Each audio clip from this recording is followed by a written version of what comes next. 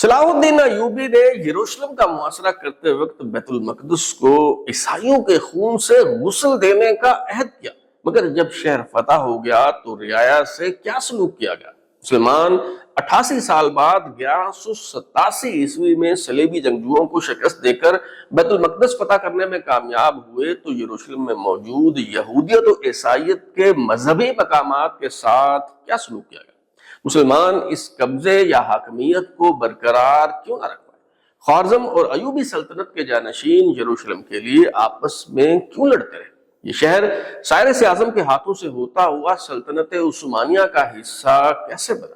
دوسرا ہیکل سلیمانی کب تعمیر کیا گیا؟ رومی جنرل کس طرح قہر بن کر یہودیوں پر ٹوٹ پڑا؟ صہیونی تحریک کب شروع ہوئی؟ دوسری جنگ عظیم کے موقع پر 67 الفاظ پر مشتمل ایک دستاویز نے کس طرح فلسطینیوں کے مقدر کا فیصلہ کر دیا؟ برطانوی جنرل نے صلاح الدین ایوبی کے مقبرے پر جا کر یہ کیوں کہا، صلاح الدین سنو ہم آ گئے ہیں؟ فلسطین کی تاریخ کے حوالے سے آؤٹ لائن نیوز کے نئے سلسلے کی دوسری قسط میں آج ہم یہی سب کچھ جاننے کی کوشش کریں گے۔ میں ہوں بلال غوری اور آپ دیکھ رہے ہیں آؤٹ لائن نیوز۔ یروشلم جسے پہلی صلیبی جنگ کے دوران 1099 عیسوی میں فتح کیا گیا، ایک بار پھر عیسائیوں کی تحویل میں تھا۔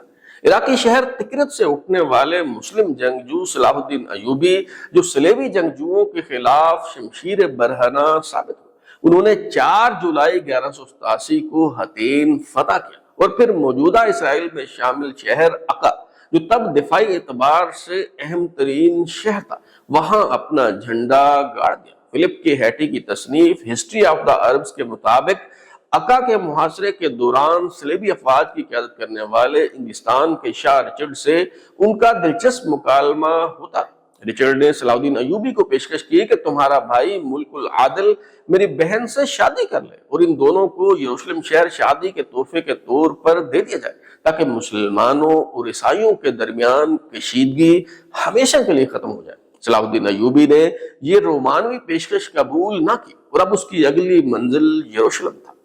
صلاح الدین ایوبی نے پیش قدمی کرتے ہوئے 20 ستمبر 1187 عیسوی کو یروشلم کا محاصرہ کر لیا۔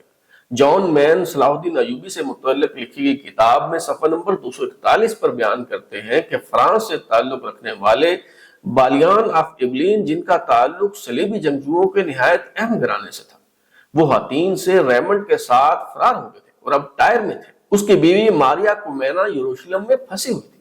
بالیان نے صلاح الدین کو پیغام بھیجا کہ اسے اپنی بیوی کو لے جانے کی اجازت دی جائے۔ کیا آج کل آپ تصور کر سکتے ہیں کہ کوئی جرنیل اپنے بدترین حریف سے اس طرح کی درخواست کرے؟ صلاح الدین ایوبی نے اس شرط پر اجازت دے دی کہ وہ غیر مسلح ہو کر آئے اور ایک رات یروشلم میں گزارنے کے بعد اپنی بیوی کو لے جائے۔ صلیبی کمانڈر آیا اور جب اس نے یروشلم میں محصور لوگوں کی حالت دیکھی اور اسے معلوم ہوا کہ وہاں قیادت کرنے کے لیے کوئی موجود نہیں تو اس نے اپنا وعدہ توڑ دیا اور صلیبی فوج کی قیادت سنبھال لی۔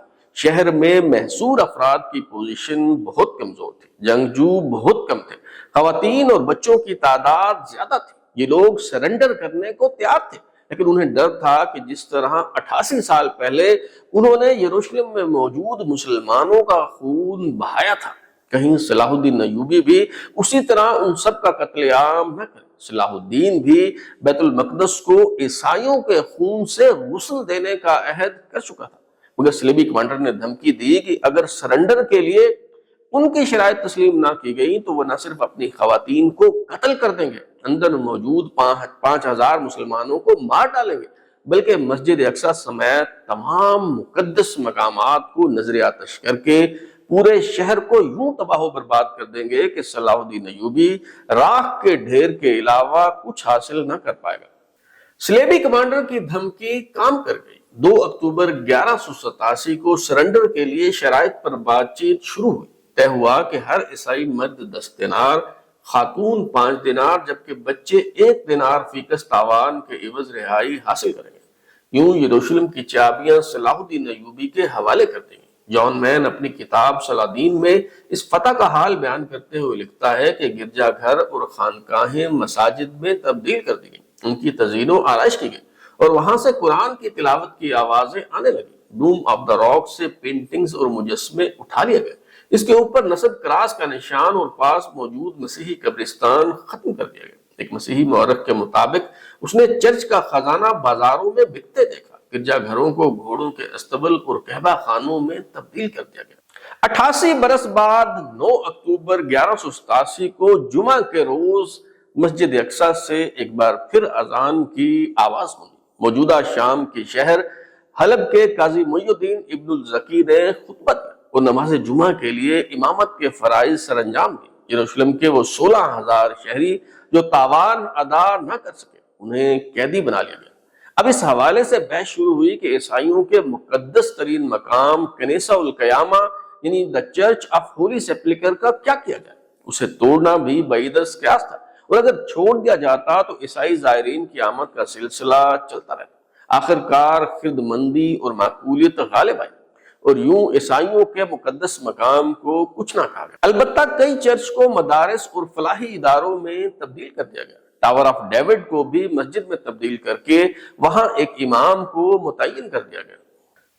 صلاح الدین ایوبی کی 1193 عیسوی میں وفات کے بعد مسلمان زیادہ دیر تک یروشلم کو اپنے زیر انتظام نہ رکھ سکے۔ فریڈرک دوئم چھٹے صلیبی حملے کی قیادت کرتا ہوا آیا تو مملوک حکمران الکامل نے 1229 عیسوی میں بغیر لڑے سرنڈر کر دیا اور یروشلم کی چابیاں فریڈرک کے حوالے کر دی۔ اس بار یروشلم پر عیسائی حکومت صرف 15 سال تک برقرار رہ سکی اور 15 جولائی 1244 عیسوی کو سلطنت خوارزم نے یروشلم کو فتح کر لیا۔ 5 سال بعد یعنی 1247 عیسوی میں ایوبی سلطنت نے یروشلم کا قبضہ حاصل کر کے خوارزمیوں کو وہاں سے نکال باہر کیا۔ اس دوران یروشلم قتل و غارت گری اور بدامنی کی وجہ سے تباہ و برباد ہو گیا۔ لوگ نقل مکانی پر مجبور ہوئے اور اس شہر کی آبادی بہت گھٹ گئی۔ 1260 عیسوی میں یروشلم ایک بار پھر مملوک خاندان کے زیر انتظام چلا گیا اور تقریباً 150 سال تک مملوکوں کے پاس رہا، یہاں تک کہ سلطنت عثمانیہ کے فرما روا سلطان سلیم خان نے 1516 عیسوی میں یروشلم کو فتح کر کے اسے اپنی سلطنت میں شامل کر دیا۔ اس دوران یہودیوں کو ایک بار پھر یہاں آنے کا موقع ملا۔ دیوار گریا جسے ویلنگ وال کہا جاتا ہے اسے بحال کیا گیا اور یہودیوں کو یہاں آ کر عبادت کرنے کی اجازت دے دی گئی۔ اگرچہ سلطنت عثمانیہ میں یہودیوں پر پابندیاں کسی حد تک کم ہو گئی، تاہم وہ اب بھی دنیا بھر میں بکھرے ہوئے تھے۔ انہیں یہ بات پریشان کرتی تھی کہ ان کا کوئی وطن نہیں۔ دنیا بھر میں رہ رہے یہودیوں کے دلوں میں یہ خواہش پنپتی رہی کہ ہم یروشلم واپس جائیں اور وہاں جا کر ایک بار پھر ہیکل سلیمانی تعمیر کریں۔ 12ویں صدی کے مشہور یہودی فلسفی موسیٰ بن میمون کی کتاب دا کوڈ آف جیوش میں واضح طور پر لکھا ہے کہ ہر یہودی نسل کا یہ فرض ہے کہ وہ ٹیمپل آف ماؤنٹ یعنی بیت المقدس میں ہیکل سلیمانی کو از سر نو تعمیر کرے۔ ہٹلر نے جرمنی میں یہودیوں پر زندگی کی راہیں مسدود کر دی تو یہودی دانشور سنجیدگی سے یہ سوچنے لگے کہ انہیں اپنے وطن کے لیے جدوجہد کرنی چاہیے۔ یہودی رہنما تھیوڈر ہرتزل نے 1897 عیسوی میں صہیونی تحریک کی بنیاد رکھی۔ اس کا مقصد یہودیوں کے لیے الگ وطن کا حصول تھا۔ مولانا مودودی کی تقریر پر مبنی کتابچہ سانحہ اقصی کے مطابق 1901 میں ہرتزل نے سلطان عبدالحمید خان کو باقاعدہ یہ پیغام بھجوایا کہ یہودی ترکی کے تمام قرضے ادا کرنے کو تیار ہیں، آپ فلسطین کو یہودیوں کا قومی وطن بنانے کی اجازت دیں۔ مگر سلطان عبدالحمید خان نے اس پیغام پر تھوک دیا اور صاف کہہ دیا کہ جب تک میں زندہ ہوں اور جب تک ترک سلطنت موجود ہے اس وقت تک اس کا کوئی امکان نہیں ہے کہ فلسطین یہودیوں کے حوالے کیا جائے۔ تمہاری ساری دولت پر میں تھوکتا ہوں۔ انکار کے بعد سلطان عبدالحمید خان کے خلاف اپنوں کے ذریعے سازشیں شروع کروا دی گئی۔ ینگ ٹرکس کے نام سے ایک تحریک اٹھی، فوج نے بغاوت کر دی اور 27 اپریل 1909 کو سلطان عبدالحمید خان کو معزول کر کے ان کے بھائی راشد آفندی کو سلطان محمد چہارم کا خطاب دے کر تخت نشین کروا دیا گیا۔ قابل غور بات یہ ہے کہ وہ یہودی شہری حاخام کراسو آفندی جو سلطان کے پاس ہرتزل کی پیشکش لے کر آیا تھا، وہ ان 3 افراد میں شامل تھا جو سلطان عبدالحمید خان کے پاس ان کی معزولی کے احکامات لے کر آئے۔ سلطان عبدالحمید خان نے باقی ماندہ زندگی قید میں گزاری۔ اس دوران 28 جولائی 1914 کو پہلی جنگ عظیم چھڑ گئی۔ عرب اور ترک قوم پرستی عروج پر تھی۔ چنانچہ شریف مکہ حسین ابن علی الہاشمی ترک سلطنت عثمانیہ کے مد مقابل برطانیہ کے حلیف بن گئے۔ صہیونی رہنما ڈاکٹر ویزمین آگے بڑھے، انہوں نے برطانیہ کو وفاداری کا یقین دلایا۔ انہوں نے پیشکش کی کہ اگر یروشلم سمیت فلسطین کو ہمارے حوالے کرنے کا وعدہ کیا جائے تو اس جنگ میں یہودیوں کی تمام دولت اور دماغی صلاحیتیں برطانیہ کے لیے وقف کر دی جائیں گی۔ 1917 میں لارڈ بالفور نے برطانوی کیبنٹ کی نمائندگی کرتے ہوئے معاہدہ بالفور کے نام سے ایک دستاویز پر دستخط کیے۔ محض 67 الفاظ پر مشتمل اس دستاویز نے فلسطینیوں کی تقدیر کا فیصلہ کر دیا۔ اس معاہدے کی روح سے برطانوی حکومت نے یہودیوں سے وعدہ کیا کہ پہلی جنگ ختم ہونے کے بعد یروشلم سمیت تمام فلسطینی علاقوں میں یہودیوں کا قومی وطن قائم کیا جائے گا۔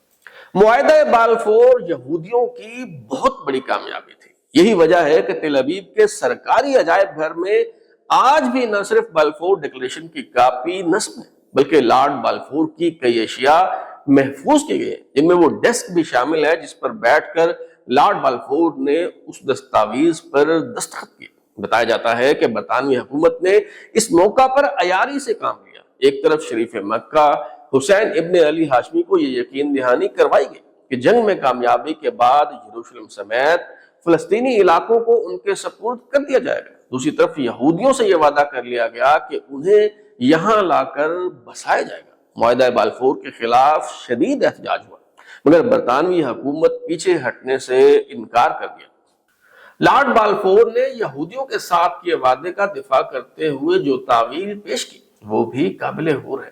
لارڈ بالفور نے اپنی ڈائری میں لکھا، ہمیں فلسطین سے متعلق کوئی فیصلہ کرتے ہوئے وہاں موجود مقامی باشندوں سے کچھ پوچھنے کی ضرورت نہیں ہے۔ صہیونیت ہمارے لیے ان 7 لاکھ عربوں کی خواہشات اور تعصبات سے زیادہ اہمیت رکھتی ہے جو اس قدیم سرزمین میں اس وقت آباد ہے۔ پہلی جنگ عظیم اپنے اختتام کی جانب بڑھ رہی تھی۔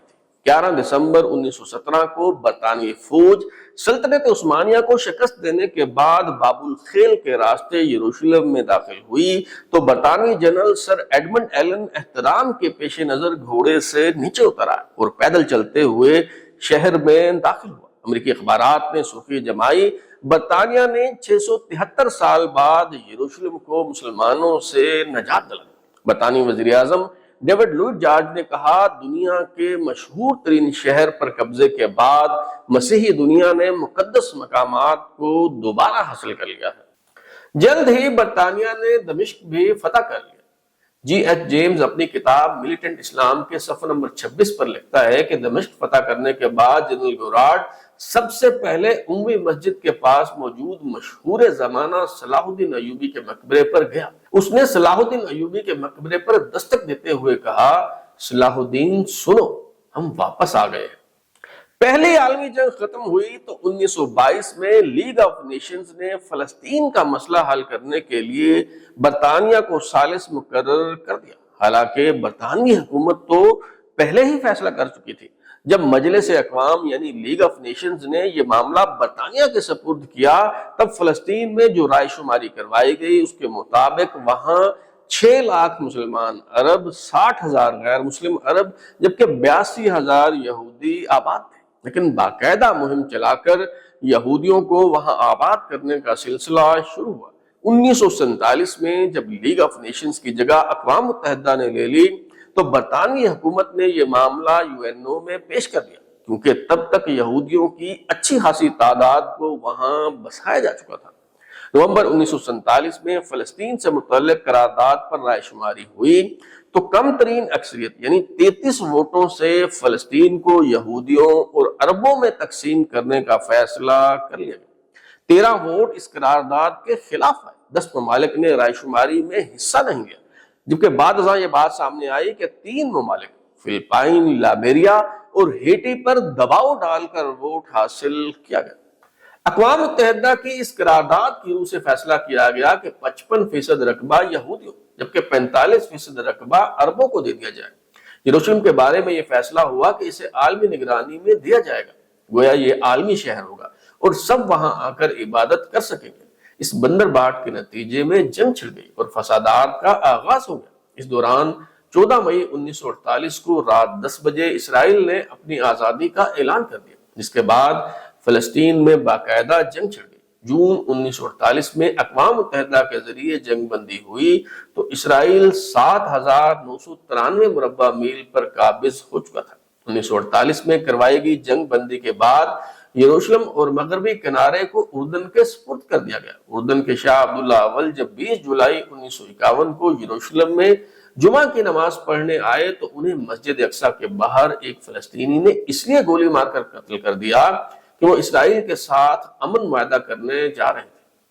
फलस्तीन की तारीख बयान करने का सिलसिला जारी है। अगर आप चाहते हैं कि इस हवाले से मजीद वीडियोस बनाई जाए तो अपनी राय जरूर दीजिए। अब तक के लिए इतना ही। बिलाल लोधी को इजाजत दीजिए, फिर मुलाकात होगी। अगर आप अपनी राय देना चाहते हैं या फिर कोई तजवीज तो हमारा व्हाट्सएप नंबर 033284105337 दस्तयाब है।